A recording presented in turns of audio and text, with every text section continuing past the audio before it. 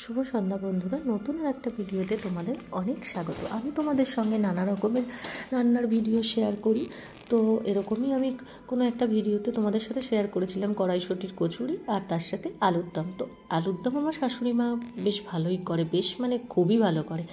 আর সত্যি কথা বলতে আমার তো পড়াশোনা করতে করতে বিয়ে হয়েছিল, তো রান্না তেমন আমি আগে কিছুই জানতাম না। বিয়ের পরই শাশুড়ি মার হাত ধরে রান্না শেখা।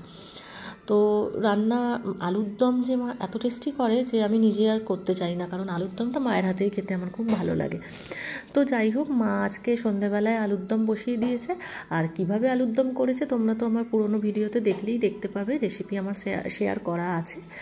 আর আলুর দমের শেষ করতে মানে আর কি শেষ পর্যায়ে আসার পরে মা চলে গেল আবার গোপাল সেবা করতে, তখন আমি একটু লাস্টে নাড়াচাড়া করে ঘি দিয়ে নামিয়ে দিলাম। তো এইভাবে আলুর দম করলে কিন্তু হেভি হয়। আর তার সঙ্গে আলুর দমের সঙ্গে কী কম্বিনেশানে যায় আলুর দম, তার সাথে শুনলেই কেমন একটা মনে হয় না কড়াইশুঁটির কচুরি কড়াইশুঁটির কচুরি। তো সেরকমই কড়াইশুঁটির কচুরি করে ফেললাম। তো আমি কড়াইশুঁটির কচুরি অনেককে দেখি যে মানে কী বলবো, যে মটরশুঁটিগুলোকে কী করে সেদ্ধ করে না, তো আমি কিন্তু কাঁচাই করি। আবার অনেকে কাঁচাও করে, অনেকে সেদ্ধ করে। তো আমি আমার মতনভাবেই করি। তো যাই হোক, আমি আগে সব পেস্ট করে নিলাম ভালো করে কড়াইয়ে সর্ষের তেল দিয়ে খুব শুকনো শুকনো করে নেব। তারপরে উপর দিয়ে ঘি ছড়িয়ে দিলেই পুর রেডি হয়ে যাবে। তো এইভাবে পুরটা তৈরি করলে কচুরিটা কিন্তু খেতে দারুণ হয়। আর আমার মেয়ে একটু খেতে ভালোবাসে, মানে পরিমাণে কম খায় কিন্তু খেতেও ভীষণ ভালোবাসে।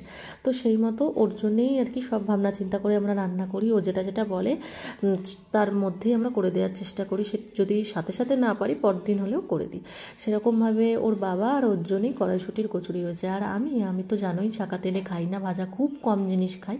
তো আমি ওটা পরোটা বানিয়ে নিয়েছিলাম গোল গোল করে, আর কচুরিগুলো মেয়ের জন্যে ভেজেছি। আর বেশি তেলে ভাজি না কেন, আমি তোমাদের সবসময় বলি যে আমরা ভাজা তেলটা রাখি না। আর সেরকমভাবেই আমি অল্প তেলের মধ্যে দিয়েই ফুলিয়ে ফুলিয়ে কড়া কড়া করে ভেজে নিয়েছিলাম কচুরি।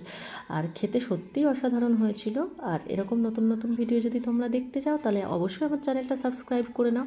আর কেমন লাগলো ভিডিওটা কমেন্ট করে জানিও।